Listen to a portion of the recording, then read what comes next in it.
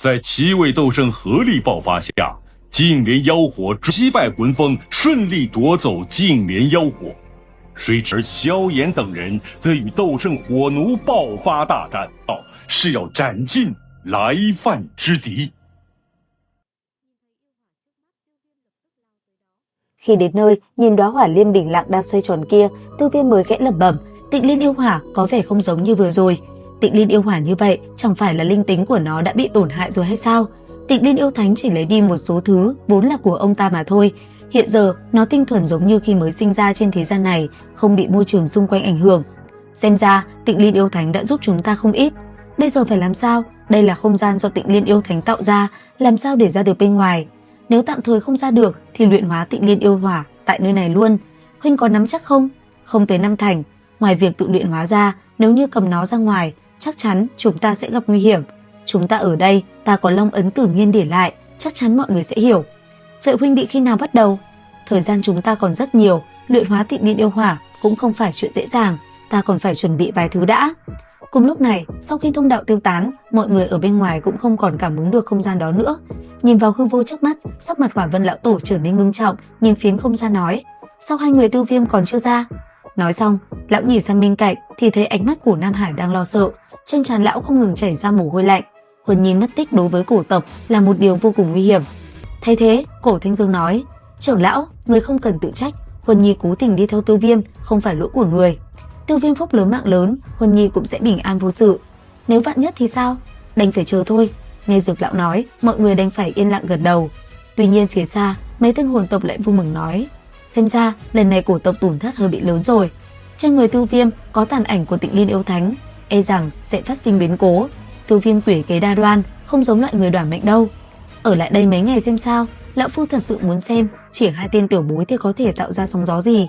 Nghe hắn mở miệng, ba người còn lại chậm rãi gật đầu, không nói thêm gì nữa. Cứ thế thời gian qua đi, đến nay cũng đã nhiều ngày trôi qua, cánh cửa thông đạo khi trước biến mất, đến giờ vẫn không có động tĩnh gì. 7 ngày sau, Cổ Thanh Dương không còn kiên nhẫn được nữa, hắn hỏi: "Trưởng lão, bây giờ phải làm sao?" "Ta cũng không biết." Lão vừa dứt lời, không gian trước mặt hơi rung động, Tử Nghiên từ không gian hiện ra nói: "Ta cũng không tìm thấy không gian yêu hỏa ấy nữa, nhưng mà Tiêu Viêm hẳn là không sao." Dứt lời, nàng giơ long ấn lên cho mọi người xem, rồi lẩm bẩm: "Cổ trưởng lão cũng không cần lo lắng, Huân Nhi tỷ ở cùng với Tiêu Viêm không sao đâu. Dù thế nào thì sự việc cũng đã xảy ra, ta phải trở về tộc để bẩm báo. Có thông tin gì, xin hãy giúp ta." "Yên tâm, ta sẽ phái người giám thị nơi này, kể cả gió thổi cỏ lay cũng sẽ có người đưa tin tức tới cổ tộc." "Đa tạ." Dứt lời, ông nhìn chăm chú vào phiến không gian phía xa kia một hồi, rồi mới dẫn theo Cổ Thanh Dương rời đi. Nhìn hai người đi xa, đám người Dược lão nhìn nhau rồi lại âm thầm thở dài. Trong khi bên ngoài không gian yêu hỏa dần tan cuộc, thì bên trong không gian, sau 7 ngày chuẩn bị, Tiêu Viêm chậm rãi mở mắt, hắn chuẩn bị luyện hóa Tịnh Liên yêu hỏa. Huân Nhi xếp bằng trên không trung từ từ mở mắt, nhìn thấy Tiêu Viêm đột nhiên đứng dậy, khẽ chớp mắt cười cười nói: "Tiêu Viêm ca ca, chuẩn bị tốt chưa?" Nghe vậy, Tiêu Viêm gật đầu nói: "Đây là Viêm Hàn đại trận, loại này hàn khí không phải tầm thường, có thể áp chế yêu hỏa. Bây giờ ta muốn động thủ luyện hóa Tịnh Liên yêu hỏa. Huân Nhi, giúp ta thủ hộ ở nơi này." Đáp lại, Huân Nhi cũng khẽ gật đầu. Còn Tiêu Viêm, thủ ấn lập tức biến đổi, đại trận trên trời nhanh chóng chuyển động, một luồng hàn khí nồng đậm dị thường từ trong Viêm Hàn đại trận tràn ra. Nhất thời, hàn khí liền bao phủ lấy yêu hỏa, làm nó chuyển động chậm rãi. Tiếp theo, Tiêu Viêm lấy ra một bình đan dược, nhỏ ra một thứ chất lỏng màu hồng, tên là Túy Viên Tiên. Tức thì, từng đóa hoa sen lập tức nở rộ, tựa như người đã ngủ say. Làm xong hai bước này, Tiêu Viêm lấy Cửu Âm Hoàng Tuyền đan ra bên ngoài. Khi tiếp xúc với Tịnh Liên yêu hỏa thì nhanh chóng tan đi. Đến đây, Tiêu Viêm thở mạnh một hơi, quay đầu nhìn về Huân Nhi khẽ gật đầu. Sau đó, hắn bắt đầu quá trình luyện hóa Tịnh Liên yêu hỏa. Rất nhanh, Tiêu Viêm vung tay, 5 loại dị hỏa lập tức xuất hiện vận chuyển quanh thân mình. Tiếp theo, Tiêu Viêm vươn bàn tay run rẩy, chạm vào đóa hỏa liên màu cam hồng. Ngay khoảnh khắc chạm vào đốm lửa kia, một trận rung động kinh thiên động địa bạo phát. Ngọn lửa nhỏ bé bỗng chốc bùng phát, biến thành biển lửa khổng lồ, nuốt chửng lấy thân hình Tiêu Viêm. Nhiệt độ kinh khủng khiến da mặt cùng nhục thân Tiêu Viêm xuất hiện từng lớp rạn nứt, hai mắt dường như không chịu được sự khủng bố của dị hỏa. Mái tóc hắn cháy thành tro bụi, khuôn mặt vặn vẹo với đau đớn tột cùng. Sợ cơn đau xé lòng, Tiêu Viêm cầm lên quyết tâm không để bao năm khổ luyện đổ sông đổ biển. Hắn cầm lấy bản nguyên yêu hỏa, trước sự kinh hãi của Huân Nhi, nuốt chửng nó vào bụng. Thế nhưng, cơn ác mộng bây giờ mới thực sự bắt đầu khi bản nguyên tiến vào cơ thể. Bộ y phục quý giá hóa thành tro bụi, làn da biến mất lộ ra máu thịt và lớp long hoàng cổ giáp ẩn dưới da cũng trở nên xám xịt. Tiếp theo, Tiêu Viêm vận hành phần quyết, huy động toàn bộ đấu khí lao vào bao vây và ép yêu hỏa vận chuyển theo công pháp. Yêu hỏa chống trả mãnh liệt, kinh mạch Tiêu Viêm vỡ nát, xương cốt mềm nhũn, thân thể hắn lúc này nhìn như đã tan chảy mất một nửa. Tiếng gào thét của hắn mỗi lúc một hằn đục, kiệt sức, lực lượng của Tịnh Liên yêu hỏa quá lớn, một mình nhục thân của Tiêu Viêm dường như đã tới giới hạn sụp đổ hoàn toàn. Chứng kiến người mình yêu đang tan biến dần trong lửa đỏ, Huân Nhi cắn chặt môi đến nỗi huyết sắc tuôn ra lúc nào không hay. Nàng nhận ra nếu cứ tiếp tục, Tiêu Viêm chắc chắn sẽ bị tiêu thành tro bụi.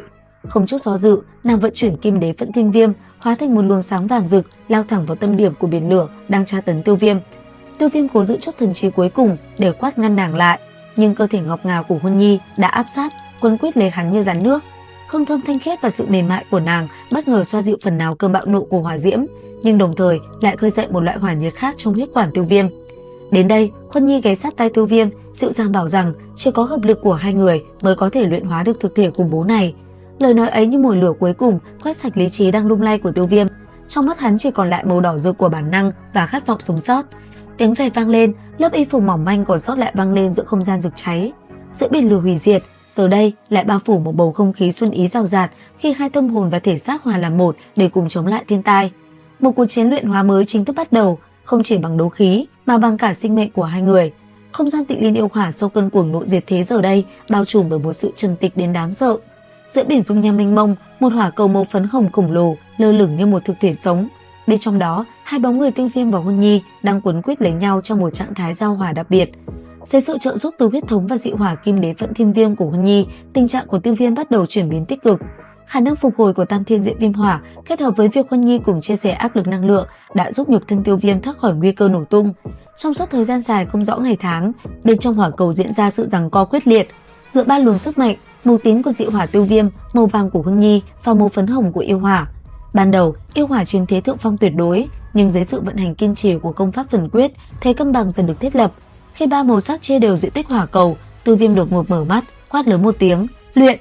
Ngay lập tức, thiên địa dị tượng xuất hiện, mây đen tầng tầng lớp lớp bao phủ không gian, đế dung nham dậy sóng dữ dội. Đây là dấu hiệu cho thấy một vị quân vương mới của dị hỏa đang thành hình. Khi bản nguyên yêu hỏa chính thức bị khuất phục, nó hóa thành một dòng năng lượng dạng lỏng khổng lồ tràn vào kinh mạch Tiêu Viêm. Từng tế bào hấp thụ năng lượng như dã thú bị bỏ đói lâu ngày. Không dừng lại ở đó, Tiêu Viêm dẫn dắt luồng thủy triều năng lượng này truyền sang cơ thể Huân Nhi một cách ảo ạt. Năng lượng chảy từ Tiêu Viêm sang Huân Nhi được thanh lọc qua kim đế Phẫn Thiên Viêm rồi lại quay ngược về Tiêu Viêm. Vòng tuần hoàn này khiến năng lượng trở nên tinh thuần tuyệt đối, giúp khí tức của cả hai tăng trưởng vượt bậc. Cuối cùng, một lớp tinh thể màu kim hồng sắc bao bọc lấy cả hai như một lớp vỏ trứng khổng lồ, khiến mọi sinh cơ của họ hoàn toàn ẩn giấu khỏi thế gian. Trong khi hai người bị giam mình trong không gian yêu hỏa, thế giới bên ngoài đã trôi qua tròn một năm với những thay đổi kinh thiên động địa. Để trả thù cho việc nhân điện bị hủy diệt, hồn điện điên cuồng tấn công các thành thị của Thiên Phủ Liên Minh. Tuy nhiên, với sự tọa chấn của Tử Nghiêm và Tiêu Thần cùng sự ám trợ từ Đan Tháp Lão Tổ, Thiên Phủ Liên Minh không những đứng vững mà còn dần chiếm thế thượng phong, lung lay địa vị bá chủ của hồn điện. Lúc này, Dược Lão và mọi người vô cùng lo lắng khi vùng không gian yêu hỏa vẫn im lìm suốt một năm. Điểm tựa duy nhất của họ là long ấn trong tay Tử Nghiên vẫn còn phát sáng, chứng tỏ Tiêu Viêm vẫn chưa tử nạn. Giữa lúc đại chiến đang căng thẳng, một tin tức chấn động nổ ra. Sau Linh tộc, đến lượt Thạch tộc, một trong viễn cổ bát tộc, cũng biến mất một cách quỷ dị không dấu vết.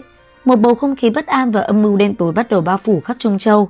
Và liệu rằng tập 195 phần 5 đấu phá thương khung sẽ còn gì hấp dẫn các bạn nhỉ? Theo dõi kênh YouTube Review 5 phút để biết thêm chi tiết các bạn nhé. Xin chào và hẹn gặp lại!